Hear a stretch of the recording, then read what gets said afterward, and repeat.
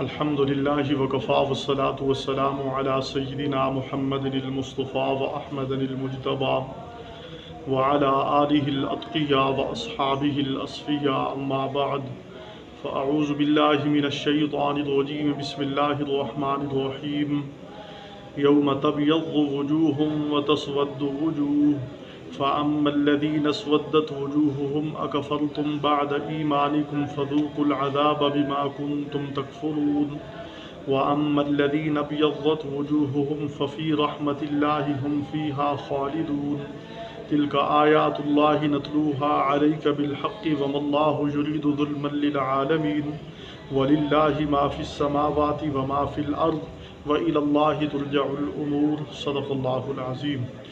سورۃ آل عمران کی آیت نمبر 106 سے 109 تک ابھی میں نے تلاوت کیا ہے۔ ابھی ہم اس کا ترجمہ اور اس کی تفسیر سیکھیں گے۔ فرمایا یوم تبیض وجوہ وتسود وجوہ، جس دن سفید ہوں گے بعض منہ اور سیاہ ہوں گے بعض چہرے۔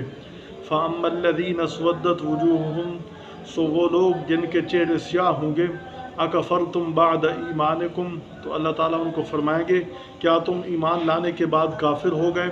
فذوقوا العذاب بما کنتم تکفرون، اب چکھو عذاب اس کفر کے کرنے کے بدلے میں، جو تم نے کفر کیا اس کے بدلے میں اب عذاب چکھو۔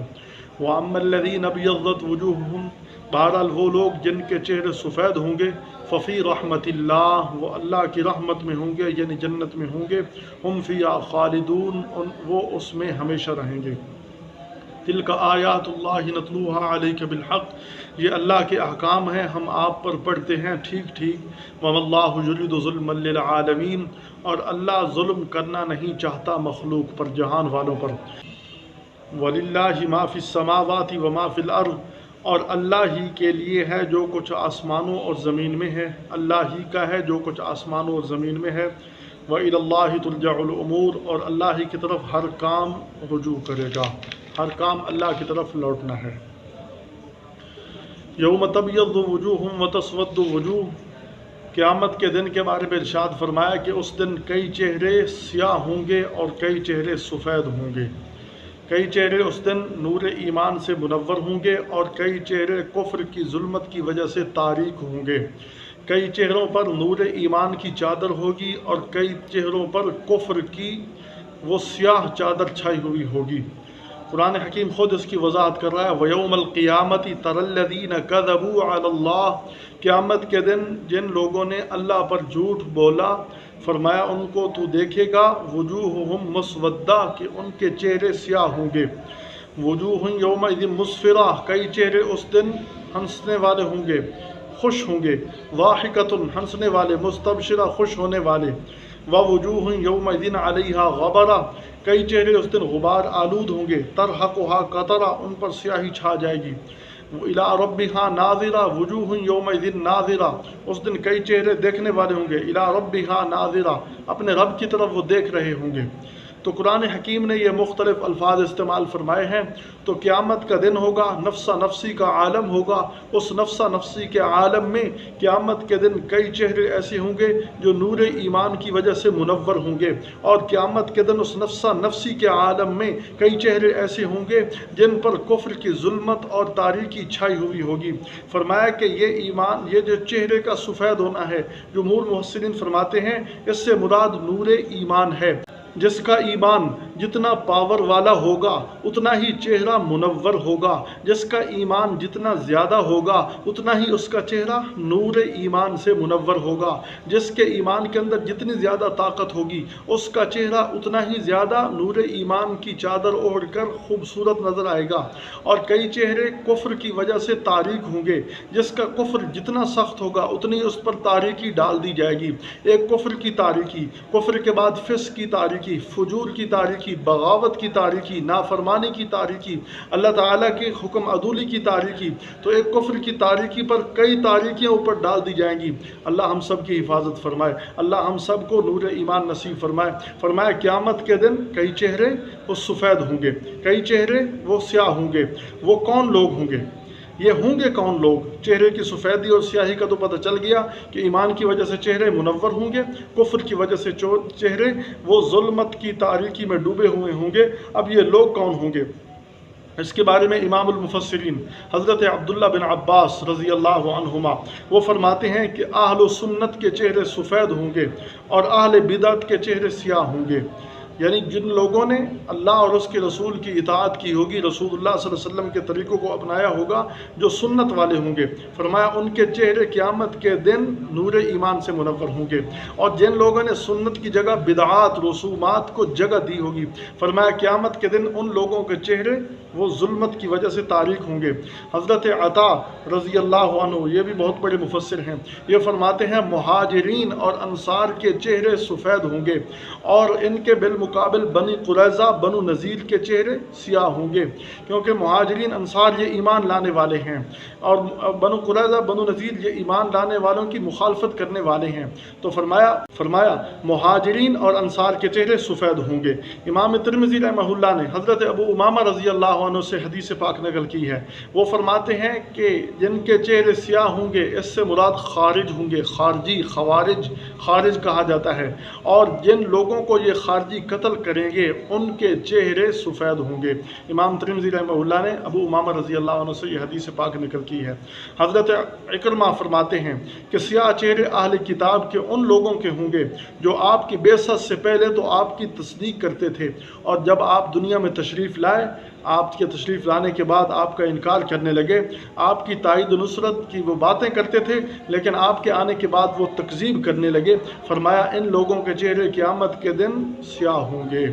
تو گویا کہ ان سب اقوال کے اندر جو ہم نے ابھی 4 اقوال پڑھے، حضرت عبداللہ بن عباس کا قول رضی اللہ عنہ، حضرت عطا رضی اللہ عنہ کا قول، امام ترمذی رحمہ اللہ نے حضرت ابو امامہ کی جو روایت نقل کی ہے، اور اسی طرح حضرت اکرمہ، ان میں کوئی آپس میں تضاد نہیں ہے، سب کا خلاصہ ایک ہی ہے کہ جو لوگ کفر میں، نفاق میں، ارتداد میں حد سے بڑے ہوں گے، کافر ہوں گے، مرتد ہوں گے، منافق ہوں گے، دین اسلام سے جتنے دور ہوں گے اتنے ہی ان کے چہرے سیاہ ہوں گے، اور جو لوگ ایمان والے ہوں گے ان کے چہرے ایمان کی بدولت، اعمال صالحہ کی بدولت، ایمان کے اوپر جو انہوں نے محنت کی ہوگی اس کی وجہ سے اللہ ان کو نور ایمان عطا فرمائے گا۔ تو گویا کہ خلاصہ سامنے آ گیا کہ ایمان والوں کے چہرے سفید ہوں گے، اور کفر، نفاق، مرتد اور جو لوگ ان کے ساتھ ملحق ہیں، فرمایا ان کے چہرے قیامت کے دن سیاہ ہوں گے۔ تو قرآن حکیم کا بڑا عجیب انداز ہے، یوم تبیض وجوہ، فرمایا جس دن چہرے سفید ہوں گے، درمیان میں فرمایا وتسود وجوہ، اور بعض لوگوں کے چہرے سیاہ ہوں گے، آگے فرمایا فاما الذین اسودت وجوہہم، جن لوگوں کے چہرے سفید ہوں گے، فرمایا اکفرتم بعد ایمانکم، اللہ تعالیٰ نے فرمائیں گے کیا تم ایمان لانے کے بعد کافر ہو گئے، ایمان لانے کے بعد ایمان سے پیچھے ہٹ گئے، فذوقوا العذاب بما کنتم تکفرون، تم عذاب چکھو اپنے کفر کی وجہ سے۔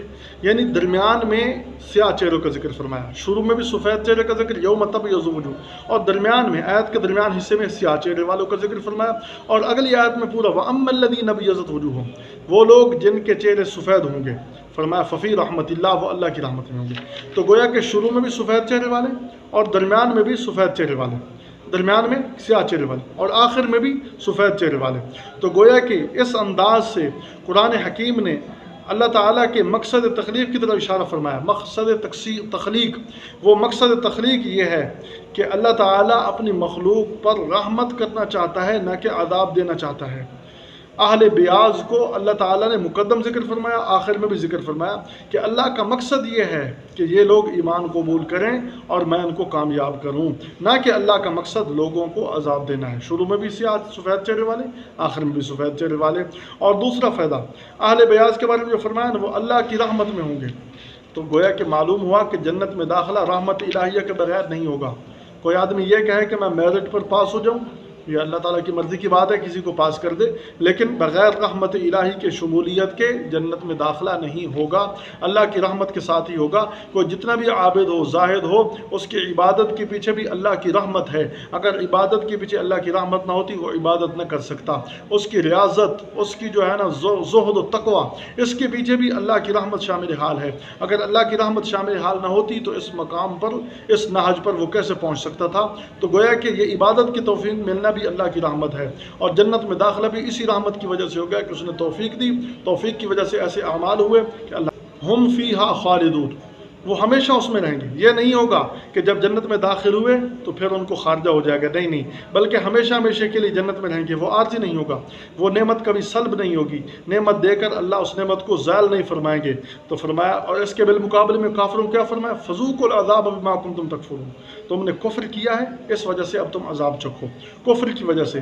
اور در حقیقت دوزخ کی جو مصیبت ہے، در حقیقت ہم انسان کے اعمال بدنی کی، وہ برے اعمال کی صورتیں ہی ان کے سامنے آئیں گی، جو ان کی وجہ سے جو عذاب کی صورت اختیار کیا، برے اعمال جو انہوں نے اختیار کیے نا، وہی متشکل ہو کر ان کے لیے عذاب کی صورتیں بن جائیں گی۔